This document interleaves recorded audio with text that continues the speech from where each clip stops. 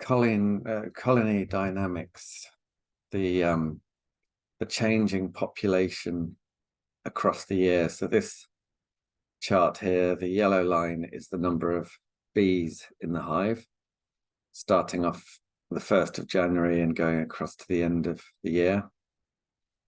And obviously you can see the peak time is in the middle of the summer.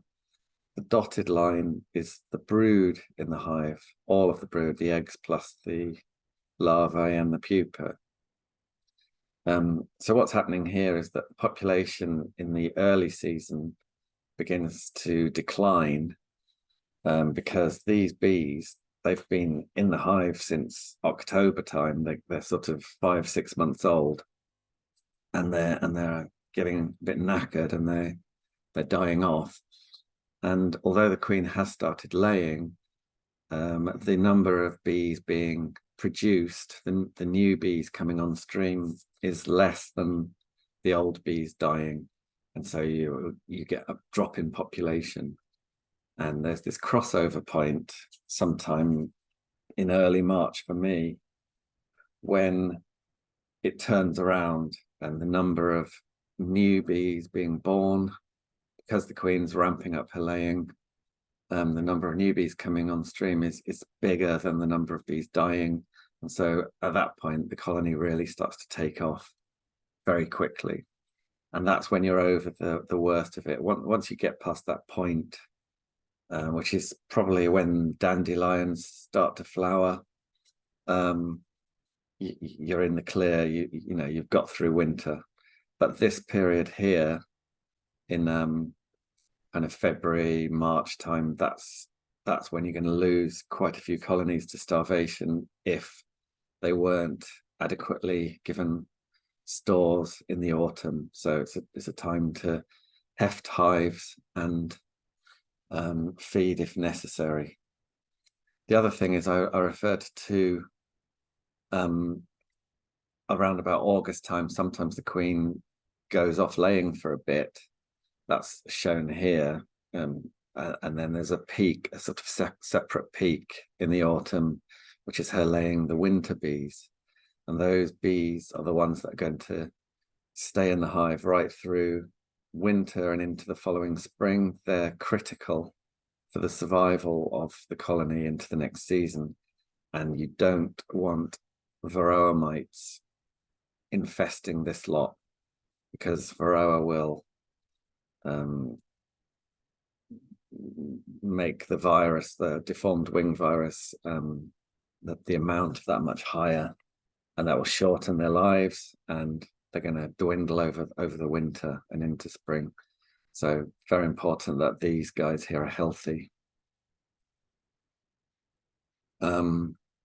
I'm not going to read all these words, but basically you can see this, the pink numbers here are showing typical laying rates of queens. So the peak laying rate, May, June, July time, and very little in the winter.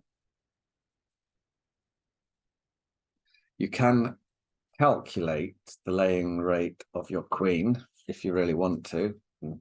Don't really know why you would want to, but the easiest way is to look at all the sealed brood in the colony, and you can count up how many frames of sealed brood you have. So in this case, on this frame, I've got half on one side, and if it was the same on the other side, then I've got half a frame of sealed brood. And I'm told, I don't really use national hives, but most people seem to. I'm told you've got about 2,200 usable cells per side. So in this case, if that's half of a side of a frame, half is sealed brood, that's going to be 1,100 cells. And so you can count up, you can go through your hive saying that's got a quarter, that's got a half, that's full, and add up how many frames of sealed brood you have. And when you get the total number of cells, divide it by 12, because that's how many days, as we saw at the very beginning, that's how many days sealed brood is there for, and then you'll get your laying rate. So in this example, I'm saying if you had about 5 frames that looked like that, then that would be about 11,000 cells, and divided by 12, you're getting just over 900 eggs per day as the laying rate. So using, okay, so now also you can work out what the maximum brood is likely to be in your colony if you know the laying rate, because you know that brood is only there for 21 days. It has to be, because from an egg to a bee is 21 days. You can't be any longer. So the 21 days times the laying rate will give you your maximum brood. And I've assumed in the summer when they're busy, the workers last about 38 days. So if you wanted to work out how much bees you will get from that brood, it will be the maximum brood times 38 divided by 21. The other thing is, when you're looking at sealed brood in a hive, bear in mind that that's going to turn into bees quite quickly, and 1 frame of sealed brood is going to be about 3 frames of bees. So, you know, be aware of the need for space. So this fleshes out what I was talking about before. So in this case, this is the brood. If our queen was laying 1,000 eggs a day, the most brood you're going to have in the hive is 21,000 cells, which in a national is about 5 frames. So if you can see 5 frames of brood in your brood box, then that's the laying rate. If she was laying at 1,500 eggs a day, you're getting up to 7 frames of brood.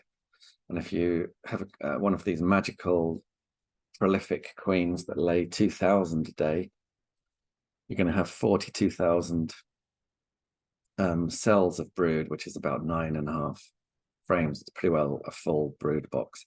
An actual full brood box, wall to wall, totally every cell filled, she's going to be laying at about 2,300 a day. I don't think that's very common. And alongside the amount of brood in the nest, this is the theoretical maximum colony size based on that brood, assuming that they live 38 days.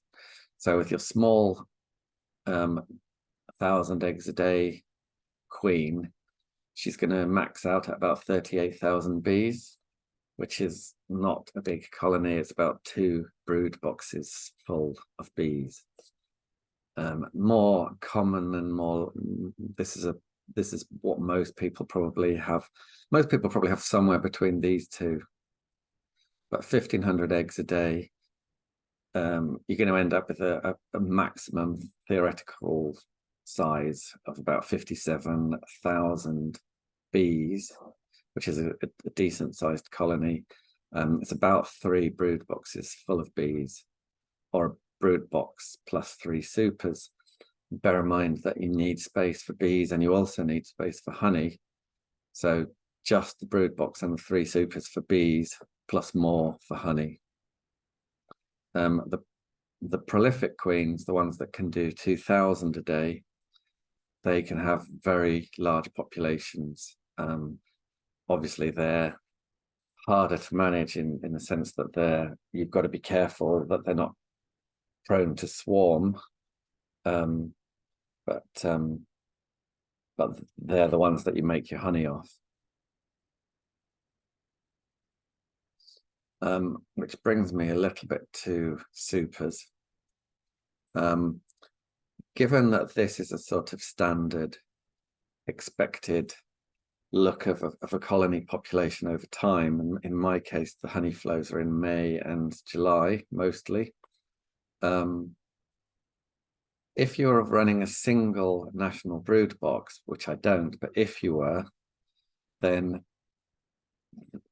if they were following this pattern, it's going to be pretty well full of bees around about here, about 20,000 bees. You've got a brood box full of bees.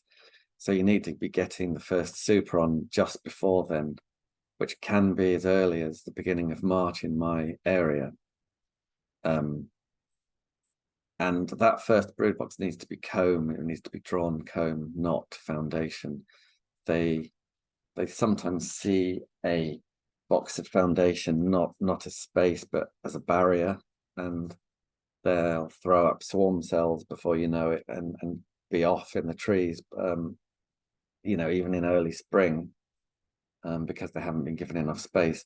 So this is the value of drawn comb. At